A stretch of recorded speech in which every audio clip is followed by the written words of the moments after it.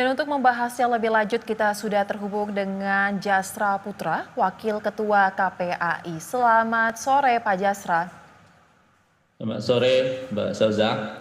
Baik, Pak, lagi-lagi nih Pak, terjadi kasus seseorang anak yang nekat melakukan aksi berbahaya, yaitu terjun dari lantai 3 gedung sekolahnya dan katanya karena mengalami perundungan yang cukup sering dialami. Bagaimana Anda melihat kasus ini dan juga setelah tadi pihak KPAI langsung mengecek ke sekolah tersebut? Ya, jadi memang benar Komisi Perlindungan Anak Indonesia mendatangi sekolah itu ada apa untuk mengkoordinasikan ya terkait pemberitaan yang beredar, apakah ada dugaan perundungan, kemudian yang kedua termasuk juga melihat TKP ya di lantai 3, dan selanjutnya kita tim KPI juga mengunjungi korban ya yang sudah dirawat di rumah gitu ya. Eh, Pertama tentu kami sangat berduka ya terkait korban gitu ya yang informasi sementara kita dapatkan meloncat di pintu belakang kelas ya, bukan di depan kelas ya. Di belakang kelas bagaimana gambar yang ditampilkan oleh dari berita satu gitu ya. Dan selanjutnya pada hari itu juga pihak sekolah juga membawa anak ini ke puskesmas dan juga merujuk ke RSUD Tebet gitu ya.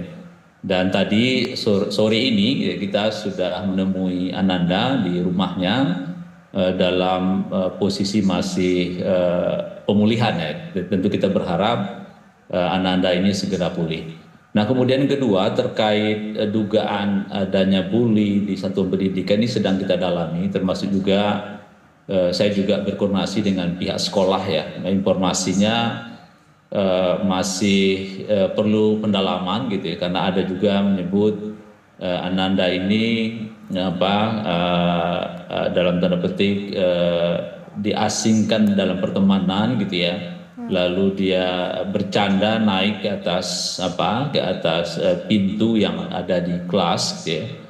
Nah, lalu di pintu itu karena ada tempat-tempat berdiri, lalu dia di sana meloncat dan jatuh di genteng lantai 2 dan seterusnya ke bawah gitu ya.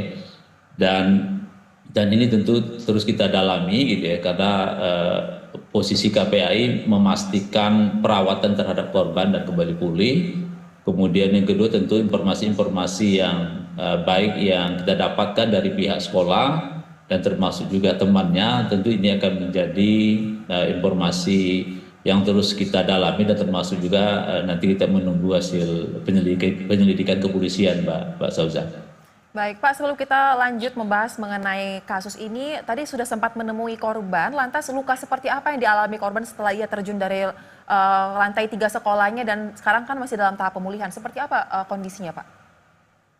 Ya, jadi gambar yang saya dapatkan informasi yang juga disampaikan oleh pihak sekolah, memang Ananda ini kan lehernya ditopang ya, ya karena jatuh ya, maka dia ditopang setelah pulang RSUD itu di sekitar lehernya. Kemudian yang kedua juga ada lebam-lebam yang juga itu juga dilakukan pengobatan oleh RSUD gitu ya. Dan ini mudah-mudahan dalam waktu dekat ya bisa kembali pulih gitu ya.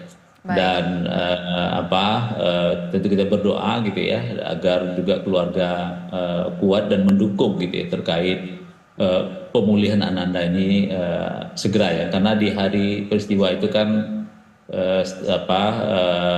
tidak sampai rawat inap ya sampai malam dan sebagainya, tapi jam 10 malamnya itu sudah bisa pulang sebetulnya gitu.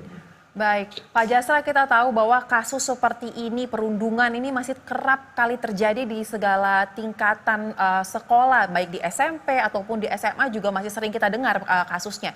Bagaimana sebenarnya sekolah menyikapi ketika melihat ada indikasi perundungan terjadi di sekolah tersebut dari kacamata KPAI?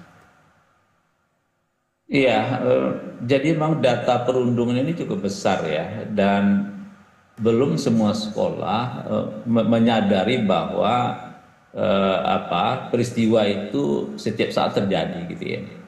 Dan jika kita lihat kasus berbagai kasus perundungan, kadangkala ini kan puncak dari peristiwa anak yang dimana kita terlambat mengetahui gitu ya.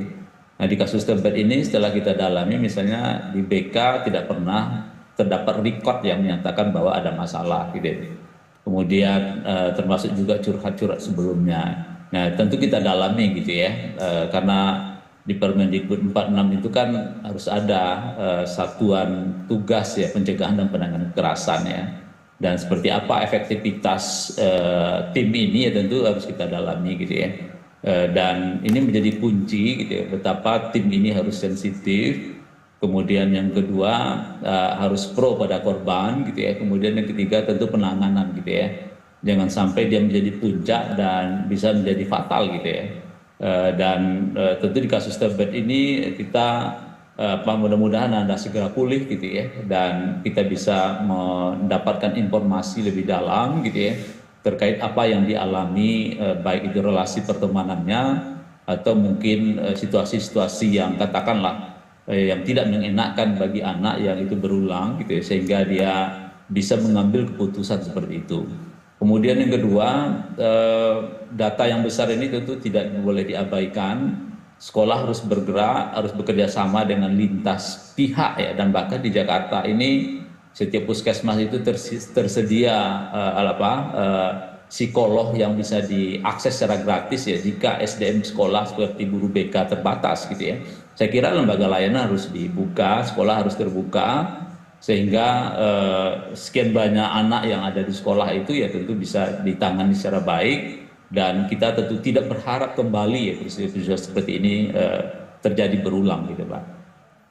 Baik, sangat disayangkan ya Pak, ternyata dari paparan Bapak ada aturannya yang mengatur di Permendikbud 4 soal Satgas Pencegahan, tetapi ternyata implementasinya di lapangan masih sangat kurang. Bahkan guru BK pun tidak memiliki record yang jelas mengenai apa saja yang terjadi di sekolah tersebut terkait dengan hubungan sosial antar siswa. Ini akan menjadi catatan untuk pihak pemerintah ke depannya memperbaiki bagaimana sistem pencegahan dilakukan sesuai dengan peraturan yang sudah ada.